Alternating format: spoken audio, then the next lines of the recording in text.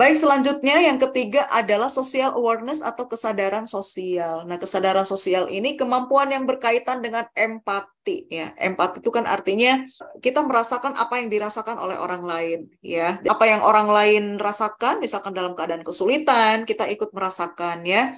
Orang lain dalam keadaan susah, misalkan ya, membutuhkan bantuan kita tanpa diperintah, kita memberikan bantuan ya gitu. Paham perasaan orang lain, toleransi, peka, pengertian ya. Tentu ini wajib sekali diterapkan Bapak dan Ibu sekalian ya. Yang memang yang kita rasakan saat ini para peserta didik kita memang masih masih belum maksimal berkaitan dengan sosial emosionalnya ya. Jadi kesadaran sosialnya terkadang ini ya masih individualistis gitu ya. Masing-masing ya saya, Anda ya Anda gitu ya. Nah, ini mungkin pengaruh digital itu ya.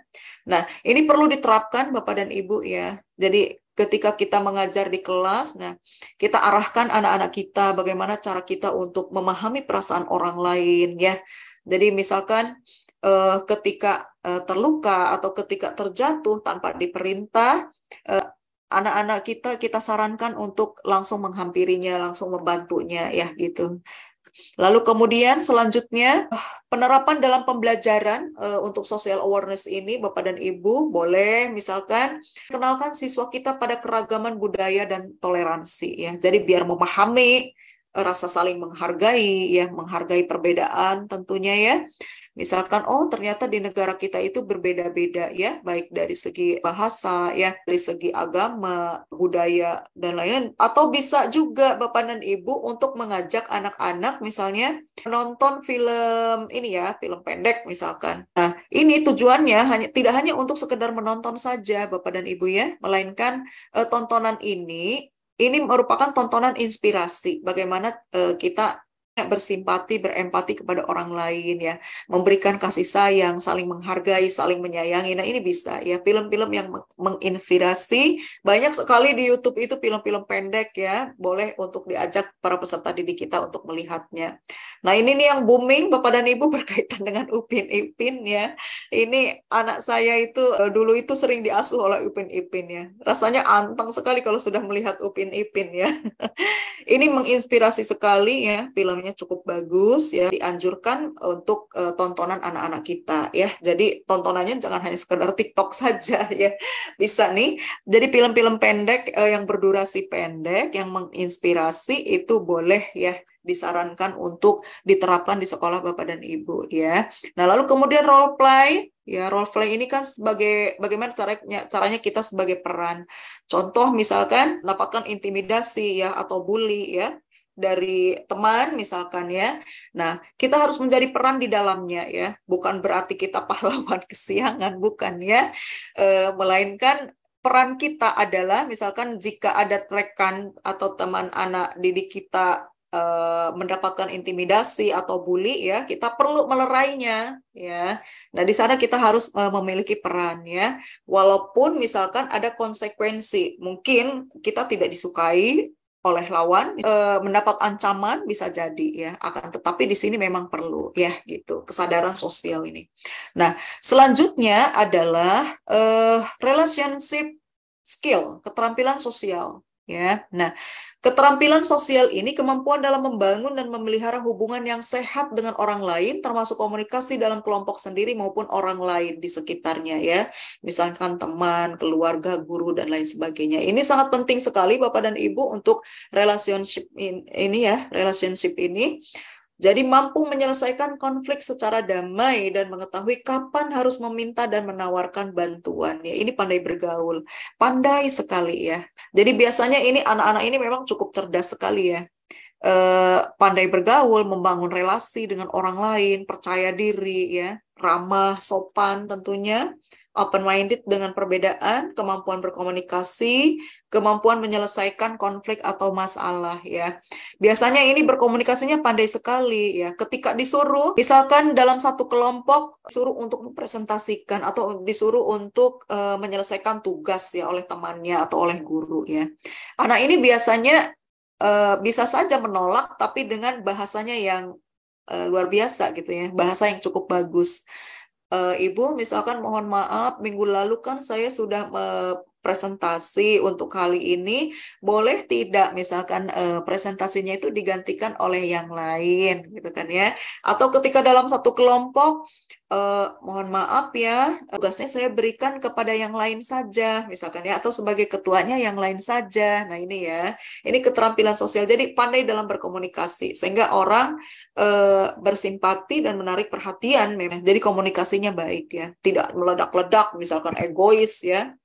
Nah, lalu kemudian menciptakan kesempatan untuk dapat bekerja kelompok dalam kelas. Nah, selanjutnya, nah ini berikan positif feedback. Bagi guru ini wajib sekali memberikan positif feedback kepada siswa yang sudah mempraktekkan keterampilan sosial yang ditargetkan dan berikan pujian. Ini wajib Bapak dan Ibu. Misalkan gini, teman-teman yang lain mengerjakan tugas dari ibu, tapi kamu kok malah jajan ya, misalkan di kantin. Tapi untuk hari ini ibu cukup bangga sekali sama kamu, misalkan ya. Ibu cukup bangga sama kamu ya. Karena apa? Karena hari ini kamu dapat menyelesaikan tugas yang ibu berikan ya. Kamu luar biasa sekali. Nah itu ya, jadi berikan positif feedback ya kepada siswa yang sudah mempraktekkan keterampilan sosial ya.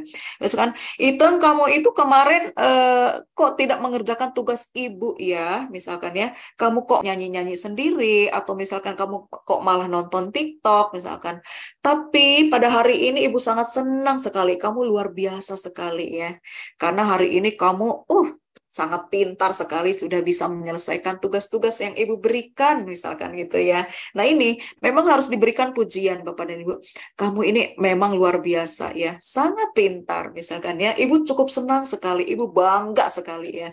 Ibu bangga sekali melihatnya. Ciptakan kesempatan jika ada siswa yang ingin membicarakan keterampilan sosial yang dibutuhkan. Bapak dan Ibu bertanya kepada siapa ya? Misalkan kepada si Iteng ya. Itu kenapa atuh misalkan kalau bertanya kamu teh suka grogi misalkan ya. Eh, Nah, si Iteng menjawab, iya Bu, kalau misalkan saya menjawab, saya takut Bu untuk ditertawakan. Gimana ya Bu ya? Misalkan, oh, atau kalau itu mana ya? Bapak dan Ibu berikan alasan. Bapak dan Ibu harus memiliki peran di sini ya.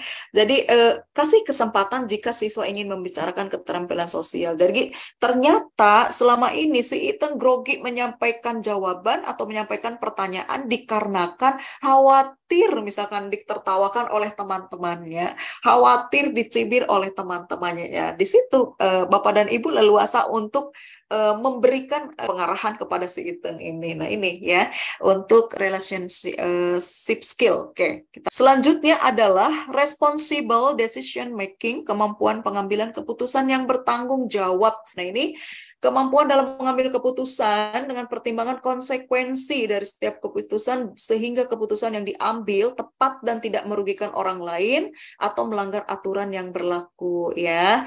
Nah, ini adil, bijaksana, penuh pertimbangan ya, tanggung jawab, peduli dengan sesama, tidak egois, toleran, tenggang rasa ya. Jadi bagaimana caranya anak ini agar memiliki kemampuan dalam mengambil keputusan ya. Bapak dan Ibu juga perlu memberikan pengarahan dan pengajaran ya. Contoh misalkan nih ada bullying tadi ya, dapatkan intimidasi, lalu kemudian ada putusan si temannya ini misalkan untuk menolak. Ya, apakah saya harus menolak atau apakah saya harus melaporkan kepada Bapak dan Ibu guru? Nah, konsekuensinya dia perlu mempertimbangkan, ya. Nah, biasanya anak yang memiliki kemampuan dalam mengambil keputusan ini, ya, kalau memang sudah matang, biasanya oh ya sudah, paling saya dimusuhin, ya, oleh rekan-rekan, misalkan ya. Tapi misalkan kalau saya tidak sampaikan, saya merasa bersalah. Teman saya sudah diintimidasi misalkan ya, teman saya sudah dibully dan lain sebagainya ya. Nah, jadi siswa ini memang ini ya sudah memiliki pertimbangan-pertimbangan. Ini apa yang harus saya putuskan ya? Saya mengambil keputusannya itu dalam bentuk apa? Misalkan, ya sudah saya menolak misalkan atas intimidasi dari teman-teman, ya. Atau misalkan saya perlu melaporkan kepada Bapak dan Ibu guru walaupun saya tahu konsekuensinya apa. Nah, inilah ya dalam pengambilan keputusan. Oke. Nah, adapun penerapannya Bapak dan Ibu ya, berkaitan dengan penerapan dalam pembelajaran responsible decision making ini membuat kesepakatan belajar ya. Nah, ini kalau misalkan terjadi di dalam kelas seperti yang tadi ya. Kalau kita lihat dari sisi proses kegiatan belajar mengajar ya, ketika anak tidak mengerjakan tugas Nah, ya, Bapak dan Ibu bisa nih membuat kesepakatan belajar. Kalau tugasnya tidak dikerjakan, berarti Ibu kurangi skorsnya 1 poin atau 2 poin. Kalau masuk atau terlambat masuk kelas, Ibu kurangi skorsnya, gitu kan? Ini ada kesepakatan, pasti ada jawaban dari peserta didik kita ya. Nah, lalu kemudian lakukan bernegosiasi dengan siswa, bicara empat mata ya Bapak dan Ibu terhadap para peserta didik, lalu kemudian bila perlu misalkan berikan sanksi ya ketika anak-anak melanggar aturan misalkan kan. Nah, ini Bapak dan Ibu perlu mengambil keputusan ya.